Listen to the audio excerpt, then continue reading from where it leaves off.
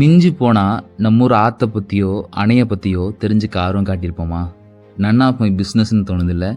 சின்னதோ பெருசோ எந்த நீர்த்தேக்கங்களுக்கும் அங்கே கதை மாந்தர்களாக நாம தான் இருப்போம்.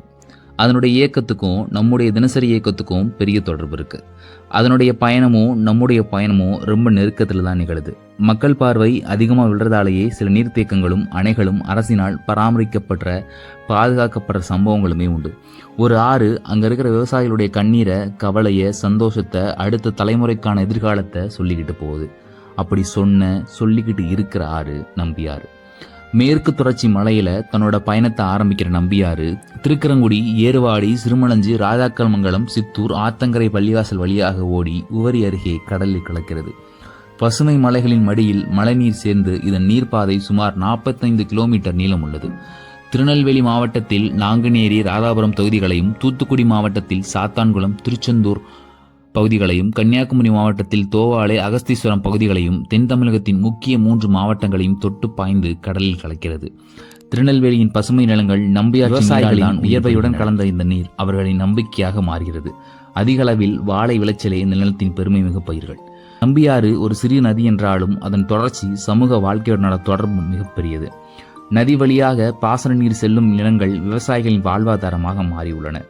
நம்பியாறு நீர்ப்பாசனத்துடன் குடிநீர் பயன்பாட்டுக்கும் முக்கியமானது. நம்பியாற்றில் இயற்கையாகவே உள்ள கனிமங்களால் குடிப்பதற்கு தண்ணீர் சுவையாகவே இருக்கும். நம்பியாற்றின் நீண்ட நாட்கள் அந்த பகுதியின் பெருமையாக இருந்தது. மழை பெய்தால் மலையிலிருந்து பாயும் நீர் அதன் வழியே பசுமையை பரப்பியது. ஆனால் தற்போது மழைப்பொழிவு குறைவு.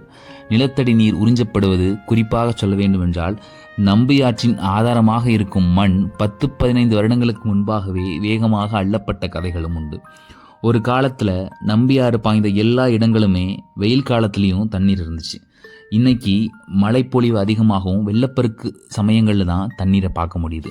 இன்னைக்கு மணல் அதிகமாக அள்ளப்பட்டதுனால கழிவுகளும் சாக்கடைகளுமா, புல்களும், மரங்களுமா, செடிகளுமா நம்பியாறு தெரியுது.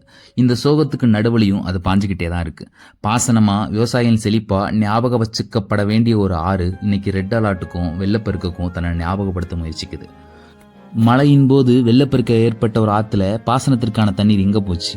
வீணா கடல்ல போய் கலந்துச்சு. எல்லா நதிகளுக்கும் இருக்கிற மாதிரி கனவு நம்பியாருக்கும் வந்துச்சு நதிநீர் இணைப்பு.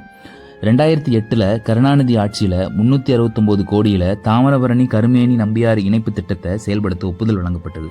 அதனைத் தொடர்ந்து தாமிரபரணி ஆட்சியிலிருந்து கடலில் உபரியாக கலக்கும் 13,752 மில்லியன் கன அடி வெள்ள நீரில் அணைக்கட்டிலிருந்து 2,765 மில்லியன் கன அடி நீரை கருமேனியாறு, நம்பியாறு நதிகளுடன் இணைக்கும் திட்டத்தை கடந்த 2009 பிப்ரவரி 21 அப்போதைய முதலமைச்சர் கருணாநிதி தொடங்கி வைத்தார்.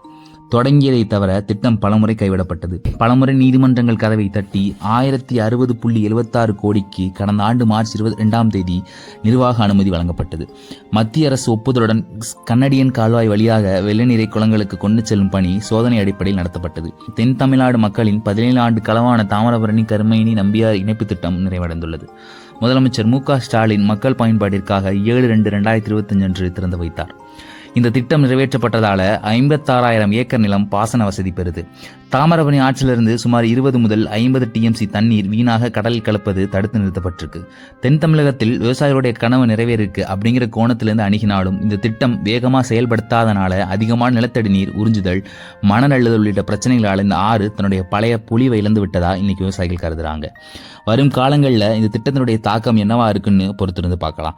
ஆனால் ஒன்று மட்டும் உறுதி, நம்முடைய கவனங்கள்லிருந்து நம்முடைய இயற்கை ஆதாரங்கள் எல்லாம் விலகும்போது, இல்லை நாம விலக்கி வைக்கும்போது அது தான் வாழ்ந்ததுக்கான செய்தியை பின்னாட்கள் நமக்கு சொல்லும். அப்போ அதை நாம எதிர்கொள்ள முடியாததாகவே இருக்கும்.